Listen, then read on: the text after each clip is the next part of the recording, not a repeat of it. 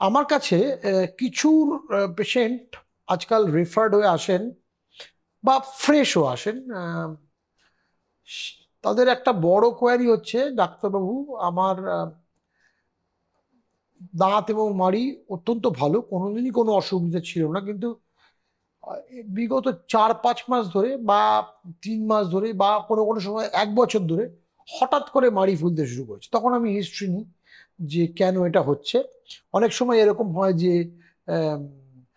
Patient হয়তো ভালো করে দাঁত ব্রাশ করতে পারছেন না বা হাইজিন সংক্রান্ত প্রবলেম আছে, সেগুলো তো অবশ্যই ট্রিটমেন্ট করে ঠিক করে দিই।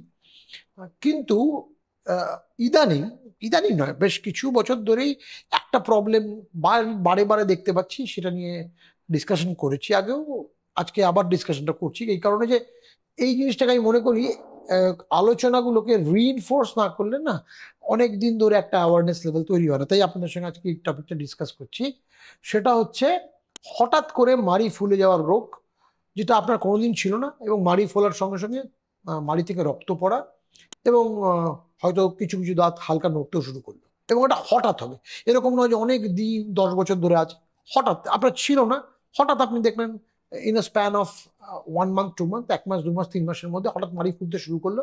এবং এরকমও পেশেন্ট দেখেছি যে এতটাই মাড়ি ফুলেছে যে দাঁতটা প্রায় ঢেকে গেছে, এরকম হতে পারে। অতএব এটা কেন হয়, কখন হয়, প্রবাবল রিজন কি, সেটা নিয়ে আজকে আপনাদের সঙ্গে আলোচনা করবো বলেই এই ভিডিওটা এসেছি। এই অসুখটা, যে অসুখটা নিয়ে আজকে আপনাদের সঙ্গে আলোচনা করছি, মাড়ি ফুলে যাওয়ার অনেক রকম কারণ আছে। আজকে স্পেসিফিক্যালি যে অসুখটা বা সেট অফ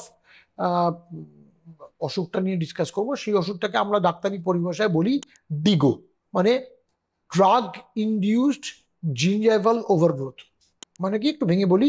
ড্রাগ ইনডিউস মানে বুঝতেই পারছেন, কোনো একটি ওষুধ থেকে এই জিনিসটা, অসুখটা হয়। এবং জিঞ্জেভাল ওভারগ্রোথ মানে, জিঞ্জেভা মানে আমরা মাড়িকে আমাদের বৈজ্ঞানিক ভাষায়, কমনলি তো ইংরেজিতে গাম বলে, কিন্তু আমরা বৈজ্ঞানিক আমাদের পরিভাষায় আমরা জিঞ্জেভা বলি। জিঞ্জেভাল ওভারগ্রোথ মানে কোনো একটি ওষুধ খেয়ে বা শরীরে প্রয়োগ করে মাড়ি হঠাৎ করে ফুলতে শুরু করলো, সেই অসুখটার সেটটার নাম হচ্ছে ডিগো। এবার ডিগো অনেকগুলো ওষুধ থেকে হয়। প্রথম যে ওষুধগুলো থেকে ডিগো শুরু হয়, আবিষ্কার 1930s-এ মেরিটান পুটনাম বলে দুই ভদ্রলোক আবিষ্কার করেন। সেই ওষুধটা হচ্ছে একটা অ্যান্টিকনভালসেন্ট, মৃগী রোগের জন্য যে ওষুধ, সেই ওষুধগুলো হচ্ছে ফেনিটয়েন সোডিয়াম। এই ওষুধটা থেকে হয়, যদিও আজকাল ফেনিটয়েন খুব কম কেসেই ইউজ হয়, এবং সেটা নিয়েও আজকে আমার আলোচনা নয়। এছাড়াও বিভিন্ন ওষুধ, যাদের ধরুন রেনাল ট্রান্সপ্লান্ট বা কোনো ট্রান্সপ্লান্ট সার্জারি হয়েছে, লিভার ট্রান্সপ্লান্ট হয়েছে, তারা এক ধরনের ইমিউনোসাপ্রেসেন্ট খান, সাইক্লোস্পোরিন বলে, সেটা থেকেও হয়। কিন্তু আজকে যে সেট অফ মেডিকেশন নিয়ে ডিসকাস করবো, এটা কিন্তু র্যাম্পেন্ট, মানে সমাজে আজকের দিনে প্রচুর প্রচুর মানুষ সারা বিশ্বে এই ধরনের ওষুধ খান। কেন খান সেটা বলছি। কারণ আপনারা জানেন যে দক্ষিণ পূর্ব এশিয়া এই মুহূর্তে, ভারতবর্ষ এবং দক্ষিণ পূর্ব এশিয়া, আমরা দুটো অসুখে ওয়ার্ল্ডের হাব হয়ে গেছি। একটা হচ্ছে ডায়াবেটিস, আরেকটা হলো হাইপারটেনশন। কারণটা কি? একটা তো আমাদের লাইফস্টাইল, আমাদের এনভায়রনমেন্ট, আমাদের ফুড হ্যাবিট, আরেকটা অবশ্যই আমাদের জেনেটিক মেকআপ। আমরা সাউথ ইস্ট এশিয়ানরা genetically we are prone to diabetes and hypertension. এবার এই হাইপার টেনশনের জন্য বা এই উচ্চ রক্তচাপের জন্য ডাক্তারবাবুরা কমনেস্ট যে ওষুধটি দিয়ে থাকেন, সে ওষুধটির নাম হচ্ছে অ্যামলোডিপিন। অ্যামলোডিপিন গ্রুপটা যে গ্রুপের ওষুধ, সেই গ্রুপটার নাম নাইট্রেনডিপিন। এই গ্রুপে আর কি কি ওষুধ আছে? একটা হচ্ছে নিফেডিপিন, যেটা অ্যাঞ্জাইনা বা বুকের ব্যথার জন্য ব্যবহার করা হয়। আরেকটা হলো এস অ্যামলোডিপিন, আরেকটা হলো সিলনিডিপিন। এই চারটি ওষুধের সেট মোস্ট কমনলি ইউজ হয়। এর মধ্যে অ্যামলোডিপিন সবকটাই মাড়ি ফোলায়। এবং জানবেন, অ্যামলোডিপিন গ্রুপের এই যে ওষুধটা নাইট্রেনডিপিন গ্রুপ, এই নাইট্রেনডিপিন গ্রুপের সবচেয়ে বড় যে দুটো সাইড এফেক্ট আছে, সেটা একটা হচ্ছে পেডাল এডিমা, বা নিশ্চয়ই শুনে যাবেন, ওষুধ খেয়ে পাটা ফুলে যায়, কারণ ওয়াটার রিটেনশন হয়। আর সেকেন্ড হচ্ছে মাড়ি ফুলে যাওয়া বা ডিগো, ড্রাগ ইনডিউস জিঞ্জাভাল ওভারগ্রোথ। এবার এই যে স্পেকট্রামগুলো বললাম, এর মধ্যে সবচেয়ে বেশি হয় অ্যামলোডিপিনে, কিন্তু বাকি তিনটে তো যথেষ্ট পরিমাণে মাড়ি ফুলে যায়। অতএব এইরকম ভাবে যদি আপনার মাড়ি ফুলে তাহলে আপনি কি করবেন? আপনি কি নিজে ওষুধটা বন্ধ করে দেবেন? প্রথম কথা আপনি তো বুঝতেই পারবেন, জানেনই না। যদিও এই ভিডিওটা জেনে দেখে আপনি জানলেন আলাদা কথা, কিন্তু আপনি তো জানবেনই না যে এই ধরনের ওষুধ খেয়ে মাড়ি ফুলে যায়। কারণ আমার বলতে খারাপ লাগছে, অনেক ফিজিশিয়ানও জানেন না যে এরকম হয়। আমাকে অনেক ফিজিশিয়ান কোয়েরি দিয়েছেন, সে কি এরকম হয় নাকি? ডক্টর চক্রবর্তী, হয়, আমি নিশ্চয়ই হয়, আপনি বইয়ে বইয়ে দেখুন, লিটারেচারে দেখুন, এর অ্যাম্পল প্রুফ, এ বিষয়ে কোনো সন্দেহই নেই যে কারো কারো হয়, সারা পৃথিবী জুড়ে এই জিনিস হয় এবং বইয়ে বড় বড় চ্যাপ্টার রয়েছে এই জিনিসটার উপরে। তো এই অসুখটা তো আপনি বন্ধ করতে পারবেন না। এবার আপনাকে একজন পেরোডন্টিস্টের কাছে যেতে হবে স্পেসিফিক্যালি। আমি বলছি জেনারেলিস্টের কাছে গেলেও হয়, সাধারণ দাঁতের ডাক্তারবাবুর কাছে গেলেও হয়, কিন্তু জেনারেলি আমি দেখেছি একটু ডায়াগনোসিস করতে ডিফিকাল্টি হয়। একটা প্রপার হিস্ট্রি খুব দরকার আছে। এইবার যেটা বলার, একজন পেরোডন্টিস্ট বা মাড়ি রোগ বিশেষজ্ঞের কাছে যা গেলে তিনি এটা আপনাকে ডায়াগনোস করতে পারবেন এবং তিনি একটি ক্লিনিক্যাল নোট দেবেন আপনার কার্ডিওলজিস্ট বা ফিজিশিয়ানকে, যিনি আপনাকে অ্যান্টি হাইপারটেনসিভ দিয়েছেন, টু চেঞ্জ দিস মেডিকেশন, বা ওষুধটাকে চেঞ্জ করার জন্য। তো চেঞ্জ করে উনি অন্য ওষুধ দেবেন যেটা এই গ্রুপেরই নয়। আচ্ছা, এইবার এটা পার্ট ওয়ান। এই পার্ট টু পার্টটা বলি। এরকম আমার কাছে বেশ কিছু পেশেন্ট আসেন, তারা এরকম আমার কাছে প্রেসক্রিপশন লিখিয়ে নিয়ে যান এবং কার্ডিওলজিস্টের কাছে যান, তারা ওষুধটা চেঞ্জ করেন এবং তারা বুঝতে পারেন না, তারা ভাবেন যে শুধু ওষুধটা চেঞ্জ করলে ওষুধটা সেরে যাবে। তারপরে আবার 2-3 মাস বাদে এসে বলে, কই ডাক্তার কমলো না তো। মানে তারা ট্রিটমেন্টের ফিলোসফিটাই বুঝতে পারেন না। চেঞ্জ করলেই জিনিসটা কমবে না, কারণ যেটা আপনার ফুলে গেছে বা অলরেডি ওভারগ্রোথ হয়েছে সেটার জন্য ট্রিটমেন্ট লাগবে। চেঞ্জ করলে যেটা হবে, ওষুধটা চেঞ্জ করে অন্য অ্যান্টি হাইপারটেনসিভ, অন্য গ্রুপের অ্যান্টি হাইপারটেনসিভ দিলে যেটা হবে সেটা হচ্ছে যে মাড়িটা আর ফুলবে না, বা মাড়িটা এর পরে যদি আপনি ট্রিটমেন্ট করান তাহলে আর ফুলবে না। কিন্তু অলরেডি যে অংশটুকু ফুলে গেছে সেটা কিন্তু নিজের থেকে ঠিক হয়ে যাবে না। এই অংশটুকু অনেক পেশেন্টের কাছে বোঝেন না, তারা আমার কাছে তারপরে বেশ কিছুদিন বাদে এসে বলে, কই আপনি বললেন ওষুধটা চেঞ্জ করলেই হবে, কিছু তো হলো না। তাদের আমি বলার চেষ্টা করছি এই ভিডিওটার মাধ্যমে, যদি আপনারা শোনেন, যে অ্যাকচুয়ালি ওষুধটা বন্ধ করলে আপনার ওইটুকুই লাভ যে জিনিসটা আর বাড়বে না, কিন্তু তার মানে এই নয় যেটা বেড়ে বসে আছে সেটা ঠিক হয়ে নিজের জায়গায় ফিরে আসবে।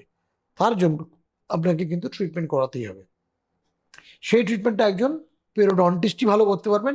সাধারণ জেনারেলিস্টদের পক্ষে করাটা একটু ডিফিকাল্ট, কারণ ডিগোর ডিফারেন্ট লেভেল অনুযায়ী ট্রিটমেন্ট, ক্লাসিফিকেশন অনুযায়ী ট্রিটমেন্ট বিভিন্ন রকম। এটা শুধুমাত্র স্কেলিং, রুট প্লেনিং বা শুধু ক্লিনিং, সাধারণ একটা স্কেলিং করলেই কমার অসুখ নয়, বারবার এই কথাটা বলছি। এটার জন্য অনেক সময় স্কেলিং, রুট প্লেনিং এর পরে লেজার বা কোনো কোনো সময় ফ্র্যাঙ্ক সার্জারিও দরকার হয়, জিঞ্জিভেক্টমি বা ইন্টারনাল বিভেল জিঞ্জিভেক্টমি, বিভিন্ন নাম আছে, সেগুলো দরকার হয়।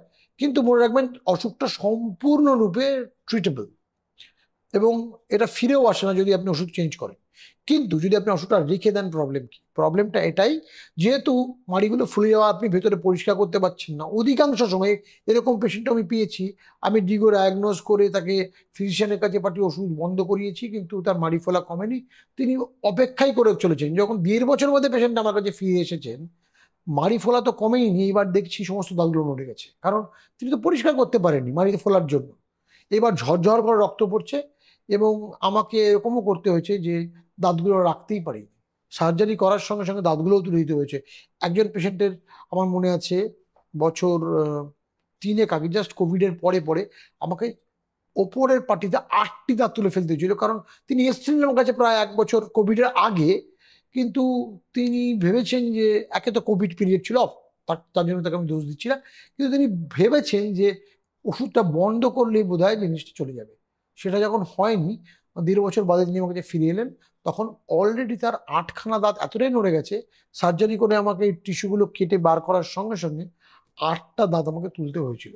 এবং তারপরে আমি, তারা, ওনার অসুখটা কমে যাওয়ার পর সেই দাঁত আমাকে ইমপ্লান্ট করতে হয়, ট্রিটমেন্ট অনেক খরচা সাপেক্ষ হয়, কমপ্লিকেটেড হয়। অতএব মনে রাখবেন, আপনার যদি হঠাৎ করে এরকম মাড়ি ফুলতে শুরু করে বা আপনার চেনা জানা কারো এরকম মাড়ি ফুলে গিয়ে থাকে এবং তিনি নাইট্রেন্ডিন ডিপিন গ্রুপের ওষুধ খান, অ্যান্টি হাইপারটেনসিভ বা প্রেশারের ওষুধ খান, সেক্ষেত্রে অবশ্যই একজন পেরোডন্টিস্ট, অভিজ্ঞ পেরোডন্টিস্টকে দেখান। আমাদের ইনস্টিটিউটে এসে দেখাতে পারেন ওডোন্টোরাতে, বা যে কোনো একজন পেরোডন্টিস্টকে দেখাতে পারেন, যিনি আপনাকে বলে দেবেন ডিগো ট্রিটমেন্টের জন্য সবচেয়ে ভালো পদ্ধতি কি। অতএব আশা করছি যে এটা আজকের এই ভিডিওটায় আপনাকে আমি বোঝাতে পারলাম হঠাৎ করে কেন মাড়ি ফুলে যায়। আপনারা যদি আরো কিছু জানতে চান অবশ্যই কমেন্ট বক্সে করুন। আপনাদের যদি মনে হয় ব্যাপারটা নিয়ে আপনি গুগলে জানবেন, গুগলে DIGO ক্যাপিটালে লিখে ড্রাগ ইনডিউসড জিঞ্জাভাল এনলার্জমেন্ট বা গাম সোয়েলিং কথাটা লিখুন, সেখানে অনেক আর্টিকেল, ছবি সব পাবেন এবং বুঝতে পারবেন জিনিসটা যেটা বললাম এটা কতটা এভিডেন্স বেসড এবং প্রুভেন। আজকের ভিডিওটা ভালো লাগলে আপনি কমেন্ট বক্সে লিখতে পারেন। এই সংক্রান্ত ব্যাপার আরো কোনো প্রশ্ন থাকলে কমেন্ট বক্সে লিখুন বা যে নাম্বার দেওয়া আছে সেখানে ফোন করতে পারেন, আমাদের অরুণ টোরার হেল্পলাইন নাম্বার। আর সেখানে আমরা এই সংক্রান্ত সমস্ত রকম আপনার প্রশ্ন সেগুলোকে উত্তর দেওয়ার জন্য আমরা প্রস্তুত। আপনি আমাদের ইনস্টিটিউটে আসতে পারেন যদি প্রবলেম আপনার থাকে, বা ডেন্টালের ট্রিটমেন্ট বা ওভারঅল ডেন্টিস্ট্রি বা দাঁতের চিকিৎসা সংক্রান্ত বা দাঁতের রোগ সংক্রান্ত কোনো রকম প্রশ্ন যদি আপনার মনে থাকে কমেন্ট বক্সে লিখুন, অবশ্যই আমি এবং আমার টিম আপনাকে উত্তর দেব। যদি মনে হয় যে আরো কোনো নতুন টপিক শুনতে চাইছেন, সে সংক্রান্ত আলোচনা চাইছেন, সেটাও লিখুন। অবশ্যই আমি চেষ্টা করব সে বিষয়ে আপনাদের আরো কিছু আলোচনা করার। আজকের মতন বিদায় নিচ্ছি। কোনো একটা এপিসোডের পরে আর একটা ডেন্টাল ইন্টারেস্টিং টপিক নিয়ে আপনাদের সাথে দেখা হবে।